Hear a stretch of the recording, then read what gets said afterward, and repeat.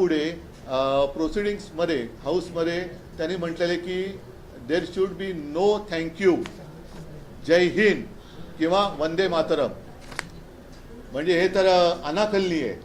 आजपर्यंत आम्ही भाजपच्या जे काही सोबत होतो तो भाजप इस देश में रहना होगा तो वंदे मातरम कहना होगा असं ठणकावून सांगायचं. आता हे वंदे मातरम म्हणायचं नाही. मग हे ज्यांनी केले तो पाकिस्तानमध्ये जाणार का, त्याला पाकिस्तानमध्ये पाठवणार का, हे भाजपच्या किंवा भाजपड्यांनी हे सांगावं की ह्याच्यामध्ये तुमचं हिंदुत्व किंवा राष्ट्रप्रेम आहे का. मी एका बाजूला मी यांच्या हिंदुत्वाचा बुरखा फाडलेला आहे आणि दुसऱ्या बाजूला यांच्या राष्ट्रप्रेमाचा बुरखासुद्धा मी फाडलेला आहे, कारण तो त्यांनीच स्वतःहून फाडलेला आहे, मी नाही फाडला. म्हणजे आपल्या सभागृहात वंदे मातरम म्हणायचं नाही.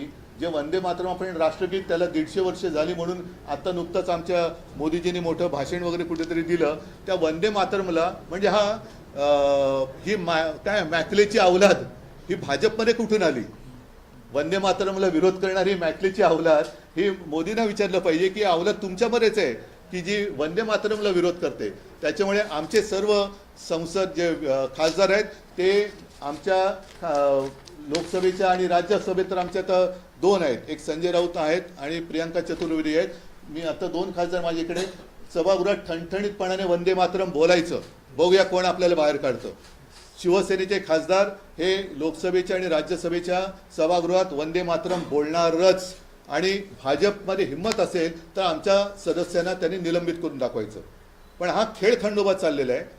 म्हणजे लोकांना भावनिक एक भ्रम संभ्रम निर्माण करायचा, मतं मिळवायची आणि मतं मिळवल्यानंतर सगळं मारून टाकायचं. हिंदुत्वाचं सुद्धा नाटक आता तुमचं उघडं पडलं आहे, राष्ट्रप्रेमाचं नाटक उघडं पडलेलं आहे. आणि ह्याची उत्तरं या निवडणुका बाजूला ठेवून भाजपच्या वरिष्ठ नेत्यांनी, इथल्या चेल्या चपाट्यांनी नव्हे, इथल्या चेल्या चपाट्यांना त्यांना मी खिचगंटीत धरत नाही, कारण त्यांच्या शीर्ष कारण त्यांचा अध्यक्ष म्हणून कोण ठरत नाही आहे.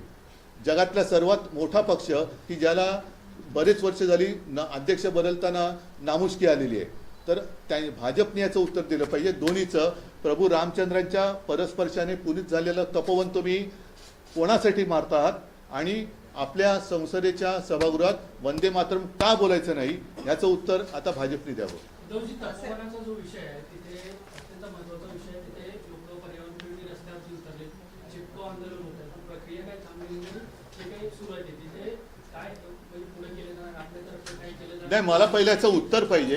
हे उत्तर तुम्हाला मी एवढ्यासाठी बोलवलं की हे महाराष्ट्रातल्या कानाकोपऱ्यात कळू द्या की भाजपचा ढोंगीपणा काय आहे.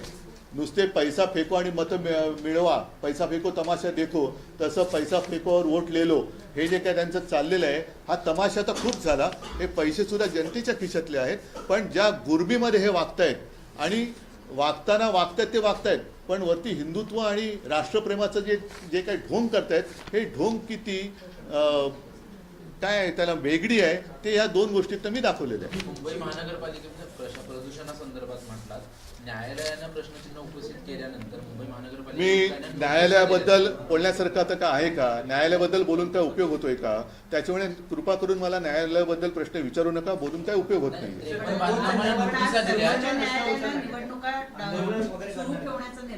मी न्यायालयाबद्दल बोलून उपयोगच नाहीये, त्याच्यामुळे मला कृपा करून न्यायालयाबद्दल काही बोलायचंच नाहीये. बांधकामांना मुंबई महानगरपालिकेने नोटिसा दिल्यात, बिल्डर नियम पाळत नाहीत असं देखील सांगितले. अशांना देखील नोटिसा मुंबई महानगरपालिकेकडून देत आहेत आणि रस्ते देखील आजपासून धुवायला 3 दिवस डीप क्लिनिंग केलं जाणार आहे पर्यावरणासाठी. पहिलं त्यांचा भ्रष्टाचार स्वच्छ करा. हे वरवरची मध्ये त्या दिल्लीमध्ये दाखवलं होतं ना, ते फवारे मारत बसले होते. म्हणजे पाणी सुद्धा वेस्ट, पाण्याचा सुद्धा अपव्यय आहेतच त्याच्यात. आणि झाडं मारून तुम्ही प्रदूषण करता, म्हणजे हा नियोजन शून्य विकास जो आहे तो पहिला थांबवला पाहिजे. कारण आत्तापर्यंत आपल्याला जे सांगितलं होतं, मी विकासाच्या विरोधात नक्कीच नाही आहे, पण एक गोष्ट झाल्यानंतर एक गोष्ट सुधारेल. कुठे सुधारते? मेट्रोची बरीच कामं झालेली आहेत, तरी ट्रॅफिक कुठे कमी होतोय? ट्रॅफिक तसाच आहे. आम्ही जो कोस्टल रोड केला त्याचा फायदा किती होतोय आणि हे जे काही विकासाच्या नावाखाली जे करतायत त्याचा फायदा किंवा किती उपयोग होतोय हे लोकांना कळते. सातबारी सुरू आहे आणि आताच्या सध्याच्या सुरू असलेल्या निवडणुकांमध्ये अनेक ठिकाणी महायुतीमध्येच एकमेकांच्या विरोधात पक्ष लढताना दिसून येतात. कल्याण मधलं नाही, मतांची बोली लावायची बाकी ठेवली आहे लोकांनी. अंतर्गत म्हणजे तसंच झालंय की मतांचा तुम्ही लिलाव मांडल्यासारखं झालेलं आहे की हा एवढे पैसे देतो, हा एवढे पैसे देतो. ही कुठली लोकशाही आहे? म्हणजे मतांचा लिलाव आहे का हा? दुसरीकडे महायुतीचे निलेश राणेंनी एक स्टिंग ऑपरेशन केलेलं. निलेश राणे यांनी एक स्टिंग ऑपरेशन केलेलं भाजप पदाधिकाऱ्याचं. त्याच्या घरामध्ये पैसे सापडलेले आहेत.